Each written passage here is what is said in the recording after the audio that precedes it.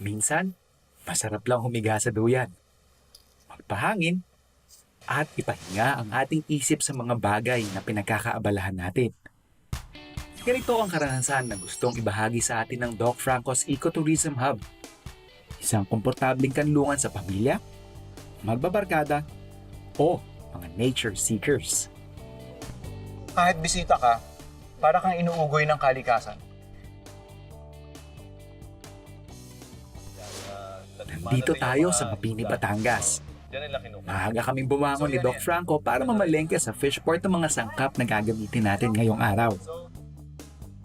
So, meron din sila dito yung mga parrotfish. So ito mga mabababaw lang na isda, di ba, Doc? Yes, kaya islang bato yung tawag, doon lang sa batuhan mo, mga bibingwit. Ah, okay. So ito yung isa sa mga So ito rin yung sinasabi niyong islang bato, Doc? Yes. Okay.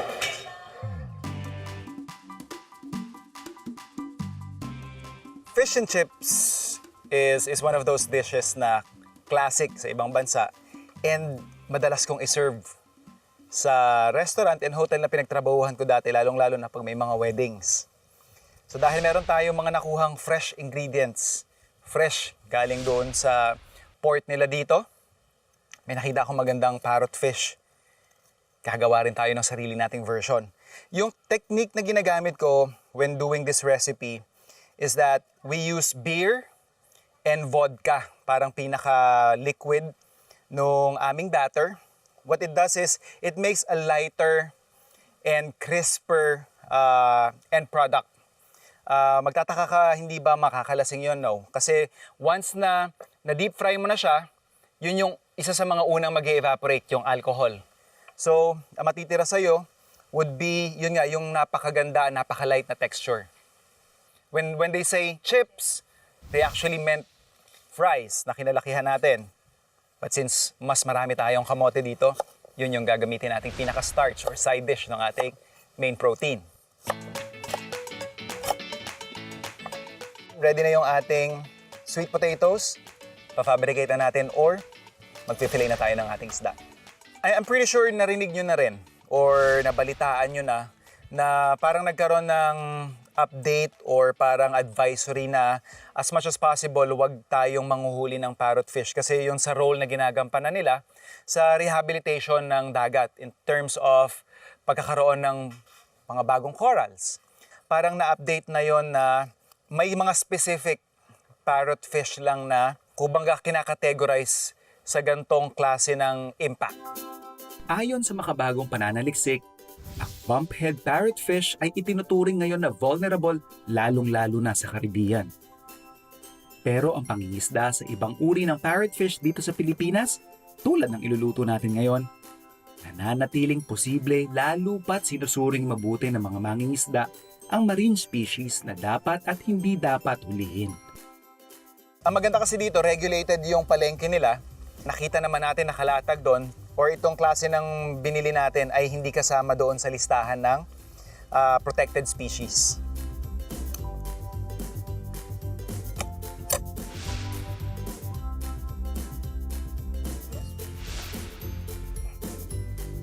So for our batter, una sa mga dry ingredients natin yung salt.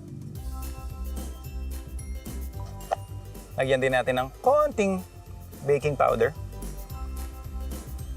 So we have here yung all-purpose flour din.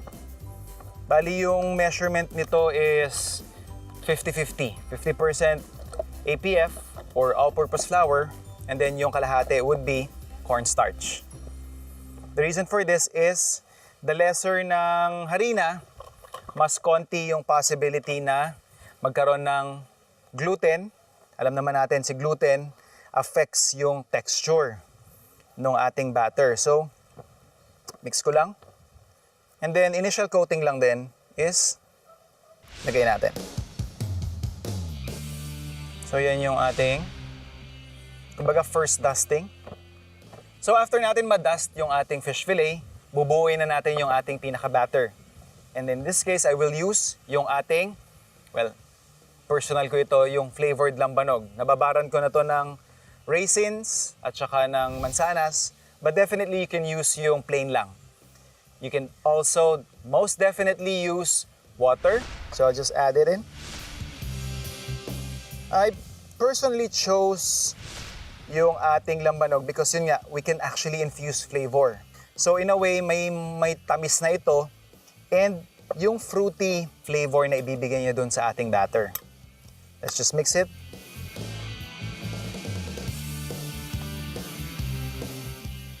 One of the reasons why you'd wanna use alcohol when doing your fish and chips, pag pinirito kasi natin siya, mas mabilis siya mag-evaporate. And when you use vodka, di ba pag kunyari yung store-bought na vodka, certain percentage nito is yung alcohol. So mas konti yung tubig. So mas konti ang tubig, mas magiging malutong at mas light yung batter mo.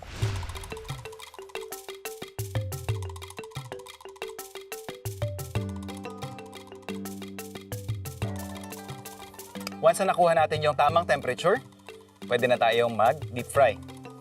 Nakapag-relax na rin yung ating batter, yung ating fish. Tap nyo lang for excess flour.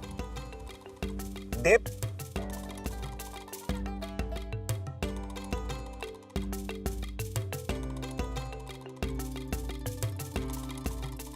Then, fry.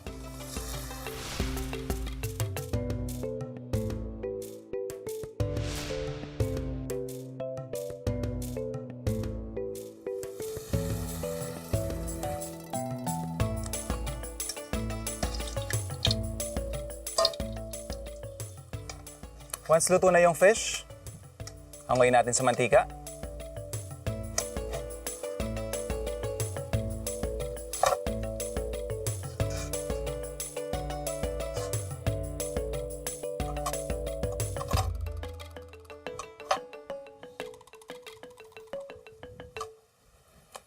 And isunod na natin yung ating kamote.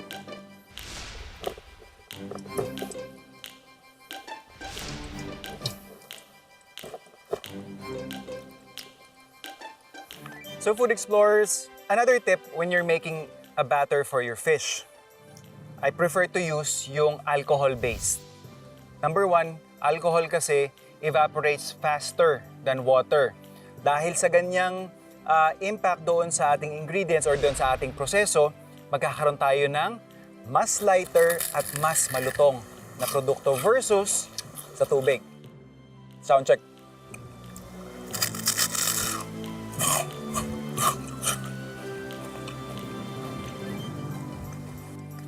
Hanguin na rin natin yung ating pritong kamote.